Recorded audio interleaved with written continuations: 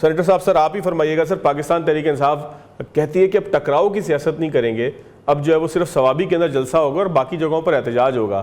تو پاکستان تحریک انصاف کو اگر سیاست میں سروائیول کی وجہ یا طریقہ سمجھ میں آ گیا ہے تو آپ لوگوں کو بھی خیر مقدم نہیں کرنا چاہیے سر اس کا؟ ہم نے کب سر کا خیر مقدم نہیں کیا. ہم نے تو جب الیکشن ہوئے تھے اسی وقت ہی کہا تھا کہ ان کی سیٹیں جو کہ کسی کے پاس بازی اکثریت موجود نہیں تھی, تو ہم نے اس وقت بھی کہا تھا کہ آئیے آپ مل کے جس پارٹی کے ساتھ آپ گورنمنٹ بنانا چاہتے ہیں پیپلز پارٹی کے ساتھ مل کر گورنمنٹ بنا لیں. اور دی ریفیوز انہوں نے کہا جی زرداری صاحب تو ہماری گولی کے نشست پہ ہیں, اپنا ایم کیو ایم کے ساتھ ہم مذاکرات نہیں کریں گے, ہم جو مسلم لیگ ڈھونڈ والے ہیں وہ چور اور ڈاکو ہیں. تو یہ کچھ شاید بات ہے, کافی ہو گیا ہے اور جو کچھ بھی انہوں نے زور لگانا تھا وہ بھی لگ گیا ہے.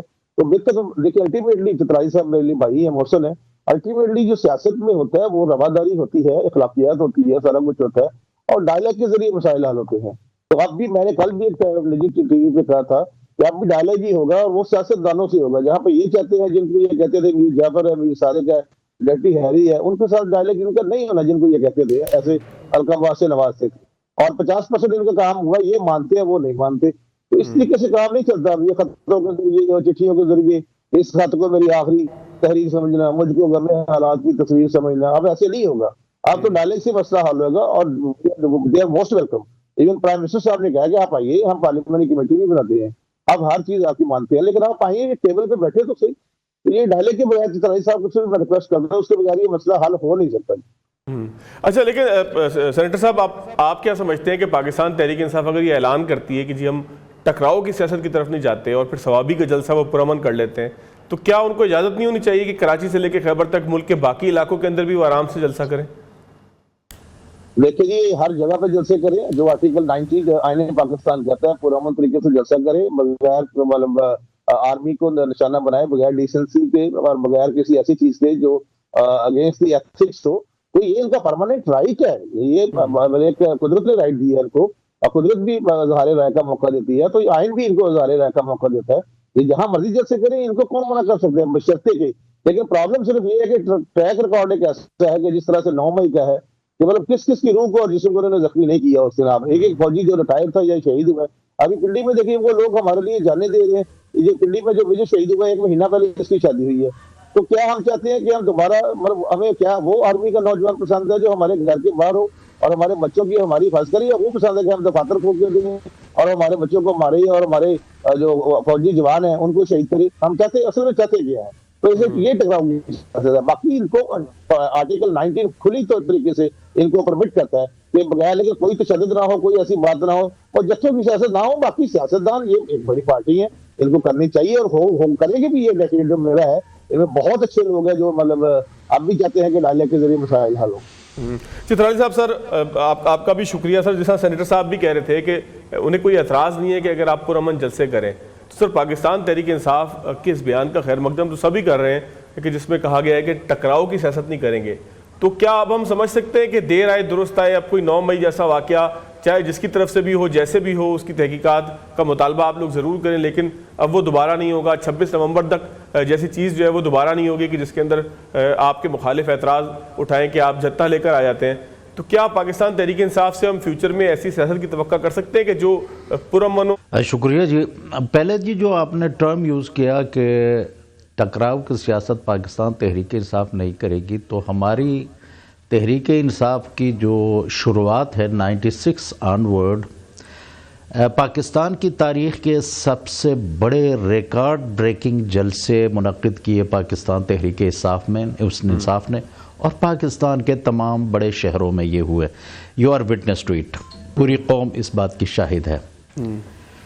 کراچی سے لے کر میرے حلقے چترال تک مطلب ملینز آف پیپل پارٹیسپیٹڈ اور بہت ریکارڈ بریکنگ جلسے ہوئے. جلوس اور ریلیاں ہوئیں, ایک گملہ تک پاکستان تحریک انصاف کے جلسے یا ریلی کی وجہ سے پاکستان کو نقصان نہیں ہوا, ایک گملہ. اب مجھے سمجھ نہیں آتی کہ پاکستان تحریک انصاف کی ٹکراؤ کی سیاست شروع کب کی. مجھے 26 سال ہو گئے ہیں, 27 سال اس پارٹی کے ساتھ. آئی ڈونٹ نو کہ کہاں سے تحریک انصاف نے ٹکراؤ کی سیاست کی ہے.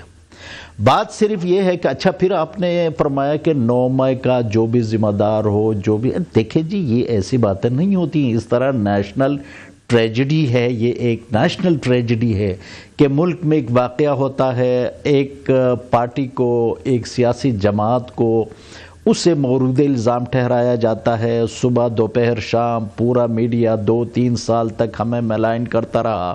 ہمارا ایک ہی مطالبہ رہا ہے فرام ڈے 1 کہ بھئی 9 مئی کی انویسٹیگیشن ہو اور جوڈیشل انکوائری ہو، جو بھی ذمہ داران، فار ایگزامپل اگر اس میں تحریک انصاف کا انفارچونیٹلی اگر کوئی ممبر ملوث نکلا بھی تو ہی should be dealt with the law of the land. اب یہاں پہ آپ دیکھیں کہ ہمارے ساتھ ہوا کیا، ہمارا مسئلہ یہ ہے کہ ایک ظالم اور مظلوم کو ایک ہی نظر سے دیکھا جاتا ہے، ایک ہی ترازو میں تولا جاتا ہے۔ یعنی ہاؤ کین یو سے کہ بھئی تحریک انصاف نے ٹکراؤ، جبکہ ہماری ٹکراؤ کی سیاست نہ رہی ہے نہ ہم نے کی ہے۔ آپ اندازہ کریں کہ ایک سیاسی جماعت کو آپ پوری اسٹیٹ کی مشینری، ریاستی مشینری جو ہے وہ اس کے خلاف استعمال ہوتی ہے، اس کے بندوں کو ایک نومینیشن پیپرز فائل کرتے ہوئے ان کے نومینیشن پیپرز چھینے جاتے ہیں، ان کے گھروں پہ ریڈز ہوتے ہیں، ان کی خواتین کو اٹھایا جاتا ہے، ان کے بچوں کو اٹھایا جاتا ہے۔ 5 سال کا بچہ پاکستان تحریک انصاف کے ایک ورکر کا بچہ صرف اس وجہ سے فوت ہو گیا کہ اس کے والد صاحب سے اس کی ملاقات نہیں ہو رہی تھی، اس کے والد صاحب کو جیل میں رکھا ہوا تھا۔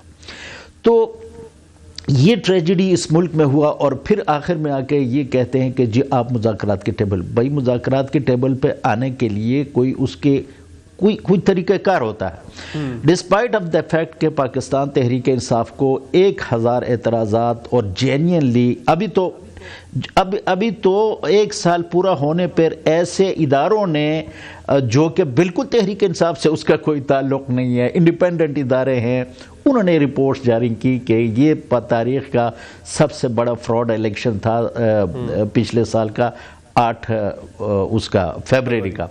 تو مجھے یہ بات سمجھ نہیں آتی کہ ایک ملک میں نظام حکومت قانون کے تحت، آئین کے تحت چلتی ہے، آئین کے تحت اس ملک میں ٹرانسپیرنٹ الیکشن کروانا الیکشن کمیشن آف پاکستان کی ذمہ داری ہوتی ہے، اور پوری ریاستی مشینری کو اس کے سپورٹ میں ایک ٹرانسپیرنٹ اور فری اینڈ فیئر الیکشن کرانے ہوتے ہیں۔ لیکن تمام انٹرنیشنل اداروں انکلوڈنگ لوکل جو انڈیپینڈنٹ ادارے تھے، انہوں نے کہا کہ بھئی پاکستان مسلم لیگ نون کو صرف 17 سیٹیں ملی تھیں، لیکن ہماری سیٹیں چھین کر ان کو دی گئی اور ان کی گورنمنٹ بنائی گئی، مینوفیکچر کی گئی رادر۔ تو اب اس کے باوجود بھی اچھا خان صاحب پہ قاتلانہ حملہ ہوا، ان کے جان پہ 2 مرتبہ قاتلانہ حملہ ہوا، ان پہ فائرنگ ہوئی، 3-4 مہینے تک وہ جو ہے زیر علاج رہے، وہ اپنے گھر میں زیر علاج رہے، پوری دنیا جانتی ہے۔ اس کے باوجود بھی اس کی ایف آئی آر تک درج نہیں ہوئی۔ جناب والا، ایک ملک کا وزیر اعظم، سابق وزیر اعظم، 25 کروڑ کا ملک ہے، آئین اس ملک میں کہتے ہیں کہ there is somewhere constitution is over there، اس ملک میں پولیس کا نظام ہے، اس ملک میں جوڈیشری ہے، اس ملک میں انویسٹیگیشن ایجنسیز ہیں۔ ڈسپائٹ آف ایک فارمر پرائم منسٹر کو، ایک سابق وزیر اعظم کو یہ سہولت بھی نہیں دی گئی کہ وہ اپنے خلاف اقدام قتل کا مقدمہ درج کرا سکے۔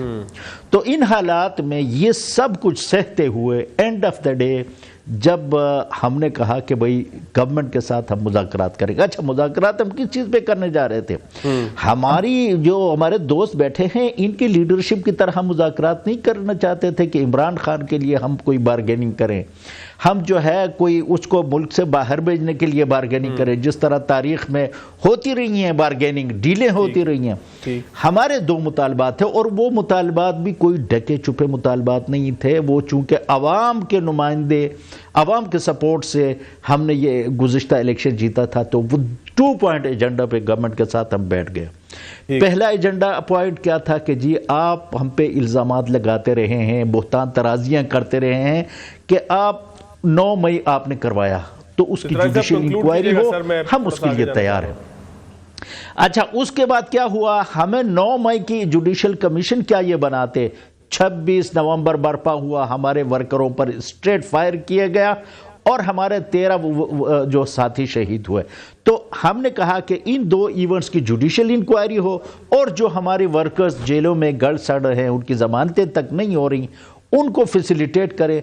बाकी उसके बाद कॉन्फिडेंस बिल्डिंग मेजर ये लेने के बाद आगे हम जाएंगे। तो उन्होंने कहा जी इसकी कोई ज़रूरत ही नहीं, हमने मिलिट्री कोर्ट से सजाएं दिलवाई हैं, इसलिए जुडिशल कमीशन नहीं बनता। तो मुज़ाकरात फॉर द सेक ऑफ मुज़ाकरात तो होता नहीं है, हमें कोई लव अफेयर तो नहीं चल रहा कि जी वो नाराज हैं तो हम बैठेंगे। तो इट्स अ प्रैक्टिकल गेम। और इसमें मैं दोबारा आपकी तरफ आता हूँ, थोड़ा सा मुझे आगे की तरफ भी जाना था। सिंधु साहब, मैं सवाल आपके लिए छोड़ के जा रहा हूँ सर। मौलाना फजलुर रहमान के पास वज़ीर-ए-आज़म पाकिस्तान पहुंचे हैं, क्या मौलाना फजलुर रहमान की ग्रैंड अलायंस से खौफजदा हैं, या फिर मौलाना फजलुर रहमान ने नए इलेक्शन का जो मुतालबा किया है वो हुकूमत को डिस्टर्ब कर रहा है, परेशान कर रहा है? ब्रेक के बाद जायजा लेते हैं।